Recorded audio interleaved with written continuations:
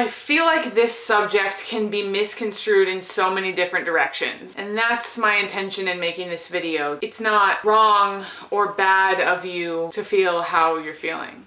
My name is Ashley Wylde and welcome to my channel. Today I want to talk about missing your ex. If you're watching this video, you have an ex who maybe you cared about really deeply. Someone you shared a really genuine connection with. Someone you were either with for a long time or just had very strong feelings about. Someone who maybe you still feel tenderness or even love toward. You miss them. You're not with them, and you don't want to be with them, but you still miss them. And I think that's a major misunderstanding. A lot of people feel like if you miss your ex, it's because you want to still be with them. They feel like if you miss your ex, it's because you should still be with them. I have learned through multiple trial and errors that missing someone does not mean that you should get back together with them. Missing someone can really, really hurt. Nostalgia is the feeling that feels closest for me to this idea that I'm wanting to talk about. It's this odd sensation where this uprising of positive memories comes to you. Things that felt really wonderful and good, ways that you grew or learned with that person, and you can still feel it. And then you at some point realize in your thought process that that person's no longer a part of your life. And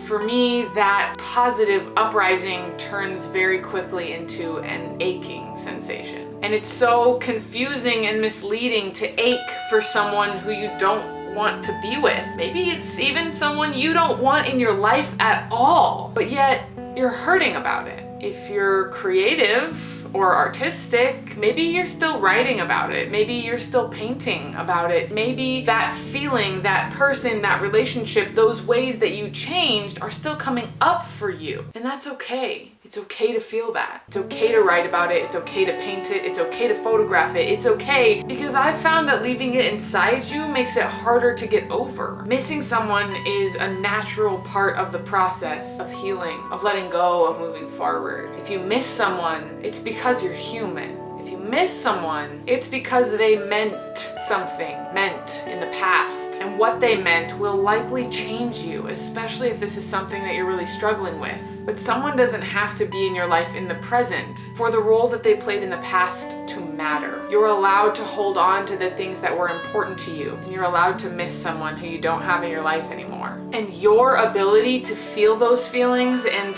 to stay in them and to express in whatever way you need to is going to mark how you change and you develop. Closure, it doesn't come from another person. Even if you were to reach out to that person and say, I have a lot of feelings about what went down and I'm looking for some closure from you, a lot of times that person can't offer you anything, because closure actually comes from forgiving yourself, from forgiving the other person inside your head, and you don't need anybody else to do those things. I write, and so a lot of times I turn to writing when I find in myself emotions that I don't yet know how to process or understand. And what advice I would give you is whatever it is you do, do that. I write and I write and I write as much and as long as it takes in as many different forms as I need to try to get a feeling out. If you think about your feelings as water, stagnant water creates a lot of problems. It becomes unhealthy, it grows bacteria, mold, it becomes a cesspool. But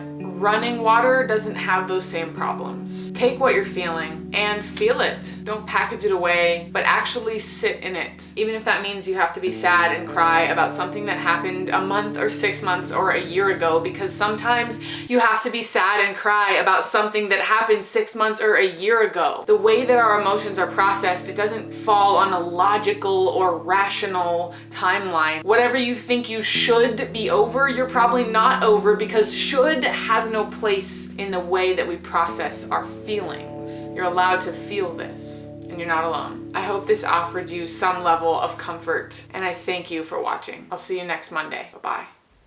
If you're hurting right now, I hope that this video was able to help you build some solid ground on which you will later stand firm. Thank you all for supporting me by watching my videos, and if you think what I'm doing is really great, please consider supporting me financially on Patreon.